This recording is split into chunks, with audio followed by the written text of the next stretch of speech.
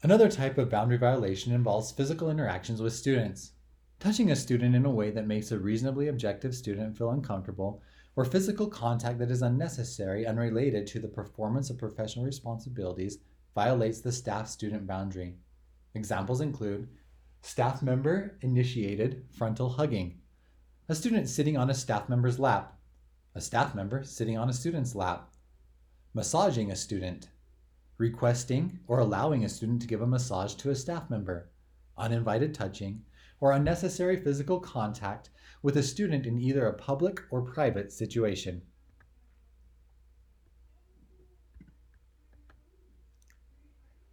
A teacher's aide in a high school asked a student to remove himself from her chair so that she could begin working at her computer.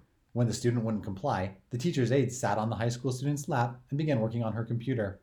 Although the student found the action amusing, the conduct was unnecessary, inappropriate, and had no educational purpose. Other students in the class immediately recognized the inappropriateness of the behavior and recorded the incident on the phone. The student then posted the video of the interaction on the internet, and before long, this unprofessional conduct became viral. The negative impact went far beyond the staff-student relationship. Maintaining professional boundaries does not mean there can never be physical contact of any type between a staff member and student. Examples of appropriate physical contact include pats on the back or shoulder, side hugs, handshakes, or high fives. There are specific circumstances in the school setting where physical contact is permitted or even required. For example, implementation of a student's IEP or 504 plan may include guided learning activities or related services involving appropriate physical contact. A coach or athletic trainer assisting a student may experience circumstances where physical contact is necessary. Physical contact, when required as part of fulfilling professional responsibilities, is acceptable. However, outside of high fives and pats on shoulders, when contact is required to assist a student, it is a good idea to ask permission and explain your intentions before initiating a necessary touch.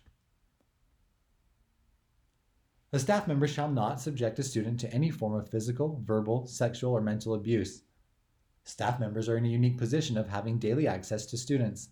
If, in interactions with a student, a staff member suspects a student is being subjected to any type of abuse or is suffering from neglect, the staff member has a legal obligation to report the suspicion to either law enforcement or the Division of Child and Family Services.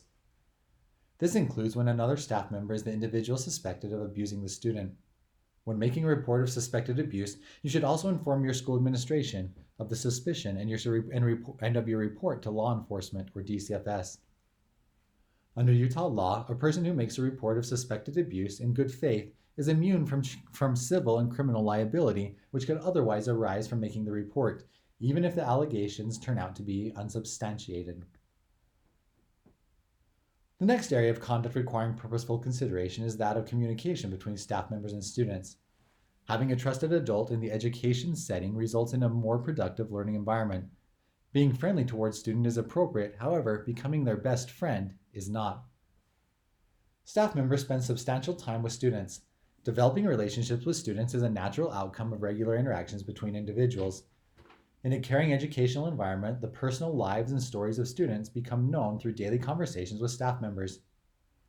Staff members become familiar with students' parents, their siblings, their home lives, hopes, and failures. Students likewise get to know the adults who work with them. Students may learn about the staff member's marital status, children, and outside of school activities through appropriate daily interactions. In some cases, a new teacher or young staff member may be just a few years older than the students they are working with. They may share common interests, the same musical tastes, and possibly even an overlapping circle of friends. In situations such as this, the staff member may see the student as peers. While developing personal relationships may foster a warm and trusting learning environment, staff members must be diligent in creating clear boundaries to avoid becoming a student's friend, surrogate parent, confidant, or sexual interest. Staff members must maintain professional relationships with students in all interactions, whether on or off duty, and on or off school property, including in the use of electronic communication and social media. Excessive informal and social involvement with individual students is unprofessional and not compatible with appropriate staff-student relationships. Behaviors that may be seen as crossing the line include engaging in inappropriate or unprofessional contact outside of the educational program activities, taking photographs of students for non-educational purpose or use, exchanging personal email or phone numbers for a non-educational purpose or use, engaging in one-on-one private communication with a student unrelated to coursework or official school matters regardless of the method of communication. In addition to local policies, the following general guidelines should be always followed. Text or email between a staff member and student should never be used for communication of a personal nature. When texting or emailing a student, always copy parents, colleagues, or superiors. We would prefer you email rather than text. Social networking should also be used for instructional purposes, and anything posted by a staff member must follow all student privacy laws as well as LEA policy.